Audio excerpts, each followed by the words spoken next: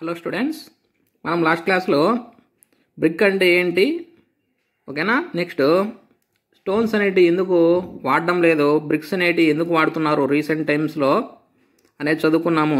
Next standard sizes of bricks చదువుకున్నాము.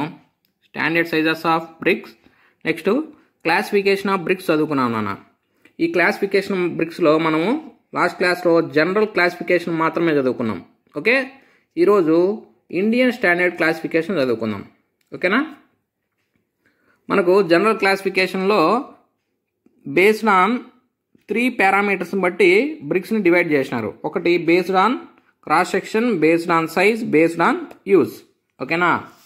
అదేవిధంగానే Indian standard క్లాసిఫికేషన్లో బ్రిక్స్ని 4 టైప్స్గా divide చేసినారు నాన్న. 4 టైప్స్గా divide చేసినారు. అవి ఏంటంటే, ఒకటి first class brick, next second class brick, next third class brick, next fourth class brick. ఈ విధంగా ఇండియన్ స్టాండర్డ్ క్లాసిఫికేషన్లో బ్రిక్స్ అనే వాటిని 4 విధాలుగా విభజించినారు. 4 విధాలుగా క్లాసిఫై చేసినారు. ఓకేనా. First class brick, second class brick, third class brick, fourth class brick. ఓకేనా. ఇప్పుడు చూడండి, ఫస్ట్ క్లాస్ బ్రిక్ అంటే ఏంటంటే, అంటే ఒక ఫస్ట్ క్లాస్ బ్రిక్ అనేది ఏ విధంగా ఉంటుంది అంటే, దానికి ఒక ఎగ్జాంపుల్ తీసుకున్నాము. ఇప్పుడు మనము మన స్కూల్స్లో చూడండి నాన్న, స్కూల్స్లో ఏం చేస్తారు, బాగా చదివే పిల్లల్ని సెక్షన్ 1 అని వేస్తారు, లేదా దానికి ఏదో పేరు ఇప్పుడైతే కొత్తగా డైమండ్ అంట, ఫ్లవర్స్ పేర్లు, ఎలా అంటే అలా పెడతా ఉన్నారు. ఫస్ట్ సెక్షన్లో వేస్తారు, ఏ సెక్షన్ అంటారు. కొంచెం మీడియంగా చదివే వాళ్ళని బి సెక్షన్లో వేస్తారు. అసలు కొద్దిగా పూర్గా ఉండే వాళ్ళని సి సెక్షన్లో వేస్తారు. అంటే ఏ సెక్షన్లో వాళ్ళు బాగా చదివే వాళ్ళు బి సెక్షన్లో, మీడియంగా చదివే వాళ్ళు సి సెక్షన్లో, పూర్గా చదివే వాళ్ళు ఉంటారు. అదేవిధంగానే అంటే చూడండి, ఏ సెక్షన్లో పిల్లలు ఎలా ఉంటారు, బాగా చదువుతారు అంటే వాళ్ళ క్యారెక్టరిస్టిక్స్ అన్నీ బాగుంటాయి. అర్థమైందా. అదేవిధంగానే బ్రిక్స్ అనేటి వాటిని కూడా 4 విధాలుగా డివైడ్ చేసినారు. First class bricks, second class, third class, fourth class. First class bricks అంటే ఎలా ఉండాలంటే, ఇవి దే ఆర్ థరోలీ బంట్.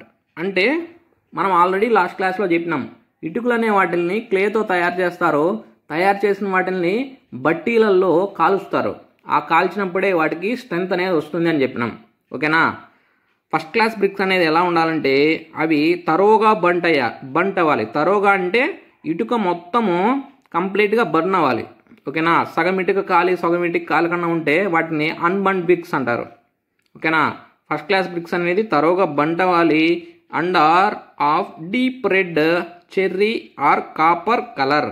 అంటే ఇటుక అనేది, ఫస్ట్ క్లాస్ బ్రిక్ అనేది డీప్ రెడ్ కలర్ ఉండాలి. అంటే ఒక చూసేదానికి ఒక చెర్రీ పండ్లాగా ఉండాలి, లేదా కాపర్ కలర్లో ఉండాలన్న. This is the first characteristic of first class brick. Next characteristics ఏంటంటే, the surface should be smooth and rectangle with parallel, sharp and straight edges and square corners and are uniform in size, shape and colour. అంటే దీని అర్థం ఏంటంటే, first class brick అనేది perfect rectangle shape ఉండాలి. ఓకేనా. పర్ఫెక్ట్గా rectangle shape ఉండాలి.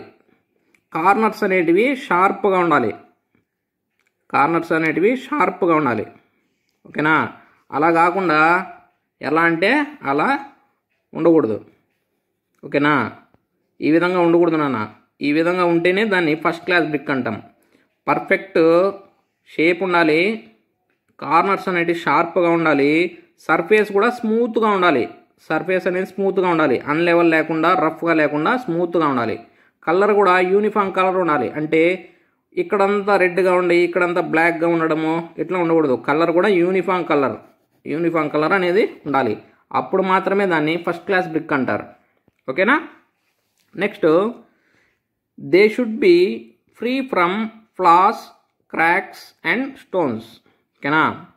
Free from flaws, cracks and stones. అంటే మన బ్రిక్ అనే దాంట్లో ఎటువంటి స్టోన్ పెబ్బెల్స్ కానీ, ఓకేనా, చిన్న చిన్న గులకరాలు ఉంటాయి, అటువంటి రాళ్ళు కానీ ఏవి ఉండకూడదు. ఈ ఇటుక మీద కూడా ఎటువంటి క్రాక్స్ అనేటివి కూడా ఉండకూడదు నాన్న. Okay. Next, no impression should be left on the brick when a scratch is made by a finger nail. అంటే దీని అర్థం ఏంటంటే ఇటుక మీద మన ఫింగర్ నెయిల్తో స్క్రాచ్ చేస్తే ఆ బ్రిక్ మీద ఎటువంటి మార్క్ అనేది పడకూడదు, ఎటువంటి స్క్రాచ్ మార్క్ అనేది పడకూడదు. ఓకేనా. This is a very important characteristic of first class brick. Okay. Next, a metallic or ringing sound should come when two bricks are struck against each other. అంటే ఏంటంటే రెండు ఇటుకలను తీసుకొని హిట్ చేసినప్పుడు ఆర్ స్ట్రక్ చేసినప్పుడు, అంటే ఒకదాన్ని ఒకటి కొట్టినప్పుడు ఏమవ్వాలి, ఇవి మెటాలిక్ రింగింగ్ సౌండ్ రావాలి. అంటే ఇప్పుడు రెండు ఇనుప వస్తువులు కొడితే ఎటువంటి సౌండ్ అయితే వస్తుందో అటువంటి సౌండ్ రావాలన్న. ఓకేనా. This is also very important characteristic of first class brick. Okay. Next చూడండి, water absorption should be 12% to 15% of its dry weight when immersed in cold water for 24 hours. అంటే ఫస్ట్ క్లాస్ బ్రిక్ యొక్క water absorption capacity ఎంత ఉండాలంటే అది 12 నుంచి 15% మాత్రమే ఉండాలి. ఓకేనా. 12 నుంచి 15% వాటర్ అబ్జార్ప్షన్ ఉండాలి. అంటే దాని అర్థం ఏంటంటే, సపోజ్ నేను ఒక టబ్ తీసుకున్నాను. ఈ టబ్లో ఒక 100 లీటర్లు వాటర్ పోసినాం అనుకో. 100 లీటర్లు వాటర్ పోసేసి ఒక బ్రిక్ అనేది దీంట్లో ముంచినామనుకో. ఈ బ్రిక్ అనేది దీంట్లో ఇమ్మర్స్ చేయాలి. అంటే ఈ బ్రిక్ని దీంట్లో ముంచాలి. ఎంతసేపు ముంచాలంటే 24 గంటల సేపు వాటర్లో పెట్టినప్పుడు ఆ బ్రిక్ అనేది, ఇక్కడ మనం తీసుకుంది 100 లీటర్లు కదా, ఈ 100 లీటర్లలో బ్రిక్ అనేది 12 నుంచి 15 లీటర్లు వాటర్ని మాత్రమే అబ్జర్వ్ చేసుకునింది అనుకో. 12 నుంచి 15 కంటే ఎక్కువ అబ్జర్వ్ చేసుకోకూడదు. ఆ విధంగా ఎప్పుడైతే 12 నుంచి 15 లీటర్లు వాటర్ని అబ్జర్వ్ చేసుకుంటుందో, 15 లీటర్లకు ఎక్కువ కాకుండా దాన్ని ఫస్ట్ క్లాస్ బ్రిక్ అంటాం.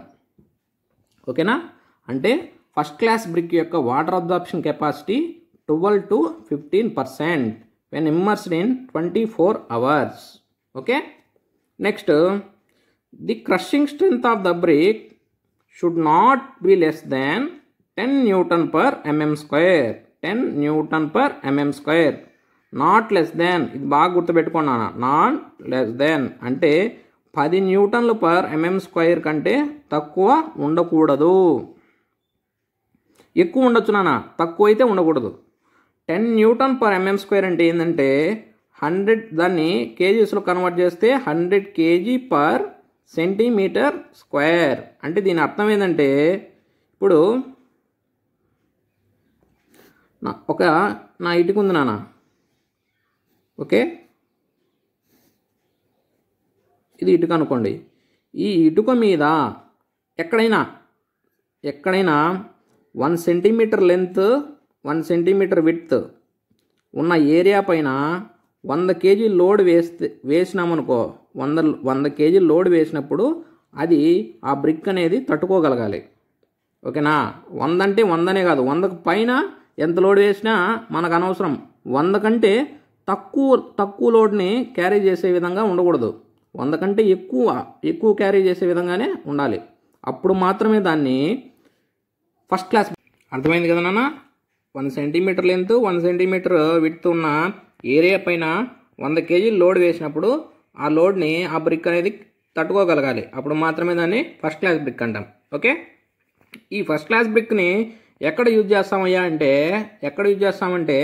ఎక్కడైతే మన బిల్డింగ్లో లోడ్స్ ఎక్కువ వస్తాయో అక్కడ మాత్రమే ఈ ఫస్ట్ క్లాస్ బ్రిక్స్ని యూజ్ చేస్తాం.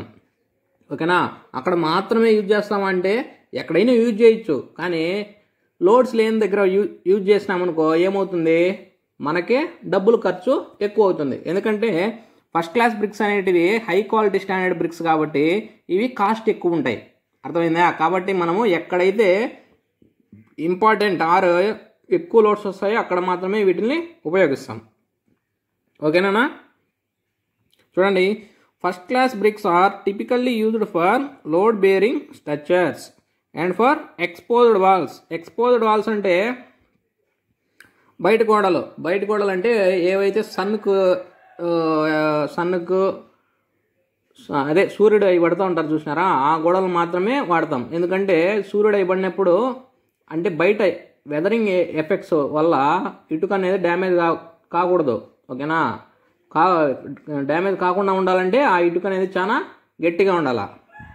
ఓకే, ఈ 4 బ్రిక్స్లో ఏది గట్టిగా ఉంటుందంటే ఫస్ట్ క్లాస్ బ్రిక్స్ అనేది స్ట్రాంగ్గా ఉంటాయి.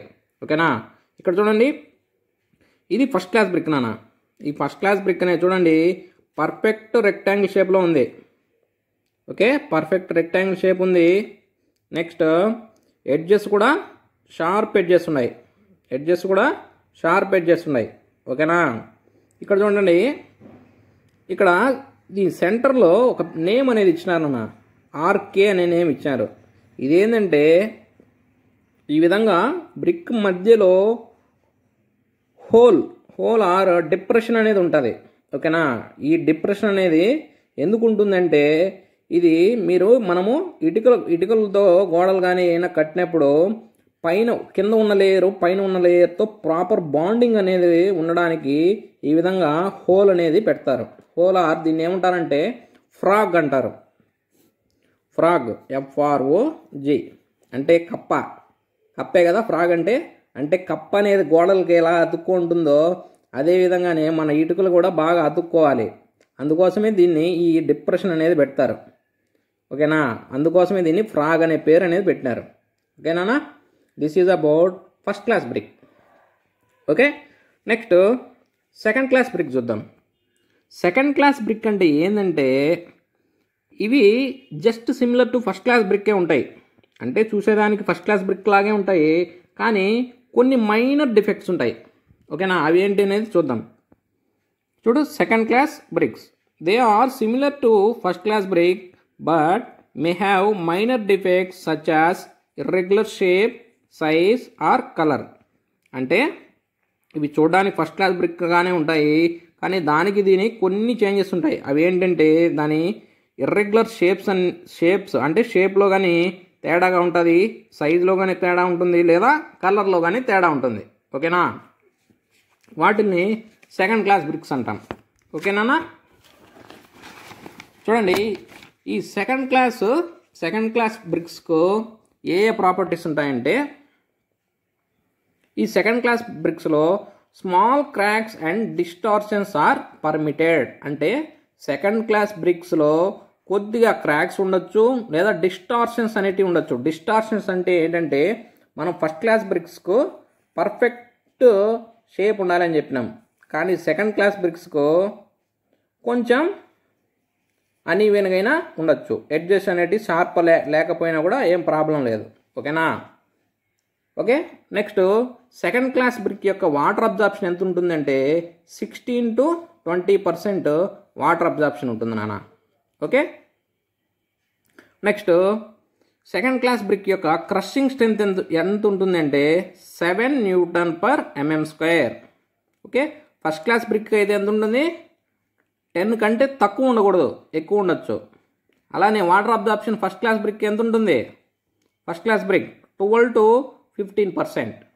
ఓకేనా, అదే సెకండ్ క్లాస్ బ్రిక్ అయితే 16 to 20%. ఓకే. ఈ 7 Nm/mm²ని కేజీలో మార్చాలంటే 70 kg/cm². అంటే 1 సెంటీమీటర్ లెంత్ 1 సెంటీమీటర్ విడ్త్ ఉన్న ఏరియాలో 70 kg లోడ్ వేసినప్పుడు ఆ బ్రిక్ అనేది తట్టుకోగలగాలి. అప్పుడు మాత్రమే దాన్ని సెకండ్ క్లాస్ బ్రిక్ అంటాం. అర్థమైందా? ఈ సెకండ్ క్లాస్ బ్రిక్ని ఎక్కడ వాడతారయ్యా అంటే second class bricks are recommended for all important or unimportant hidden masonry works అంటే సెకండ్ క్లాస్ బ్రిక్ అనేది ఎక్కడ వాడతారంటే కొన్ని ప్లేసుల్లో కొన్ని ఇంపార్టెంట్ వర్క్స్లో వాడతారు, లేదా అన్ఇంపార్టెంట్ వర్క్స్లో వాడతారు. కానీ ఇక్కడ గుర్తుపెట్టుకోవాల్సింది ఏంటంటే హిడెన్ మ్యాసనరీ అన్నారు. హిడెన్ మ్యాసనరీ అంటే మనకు కంటికి కనపడకూడదు, ఓకేనా. కంటికి కనిపించినాయి అనుకో సెకండ్ క్లాస్ బ్రిక్స్ అనేవి అనీవెన్గా ఉంటాయి, ఓకేనా. కొన్ని క్రాక్స్ ఉండొచ్చు, డిస్టార్షన్స్ ఉండొచ్చు అని చెప్పినాం. ఇవి మన కంటికి కనపడినాయి అనుకో చూడడానికి బాగుండదు, అర్థమైందా. అందుకోసమే ఇవి మెయిన్గా హిడెన్ మ్యాసనరీలో వాడతారని చెప్పినాం, okay. And centering of reinforced brick and reinforced cement concrete structures అన్నారు, ఓకే. అంటే ఇవి సిమెంట్ రీన్ఫోర్స్ బ్రిక్స్లో వాడతారు, ఓకే. ఆర్సీసీ స్ట్రక్చర్లో సెంటరింగ్ అనేది పెడతారు. సెంటరింగ్ అంటే ఏంటన్నా, సెంటరింగ్ అంటే మనం స్లాబ్ వేసేటప్పుడు కింద కర్రలు పెడతారు, వాటిని పోట్లు అంటారు తెలుగులో. పోట్లు పెట్టి దానిపైన పెండెలు పెడతారు, చిన్న చిన్న హారిజాంటల్ మెంబర్స్ పెట్టి దానిపైన పట్టాలు పరిచేసి దాని మీద సిమెంట్ మోటార్తో అలుపుతారు. సిమెంట్ మోటార్తో అలిగి దాని మీద స్లాబ్ అనేది వేస్తారు. ఈ సిమెంట్ మోటార్ అలిగేటప్పుడు మనకు షేప్ అనేది కరెక్ట్గా రావాలంటే వాటిని ఇటుకలతో కావాల్సిన షేప్లో కట్టుకుంటారు నాన్న, ఓకేనా. ఇటువంటి స్ట్రక్చర్స్లో కూడా ఈ విధంగా సెంటరింగ్ వర్క్లో కూడా సెకండ్ క్లాస్ బ్రిక్ అనేది వాడతారు. ఈ సెకండ్ క్లాస్ బ్రిక్ అనేది ఎలా ఉంటుందో చూడండి. ఇవి same as first class brick లాగానే ఉంటాయి, కానీ కొన్ని క్రాక్స్ కానీ, ఓకే చూడండి, కొన్ని క్రాక్స్ కానీ లేదంటే డిస్టార్షన్స్ అంటే షేప్లో చేంజెస్ అయినా ఉండొచ్చు, ఓకేనా. దీన్ని సెకండ్ క్లాస్ బ్రిక్స్ అంటారు. అర్థమైంది నాన్న. This is about second class brick, okay.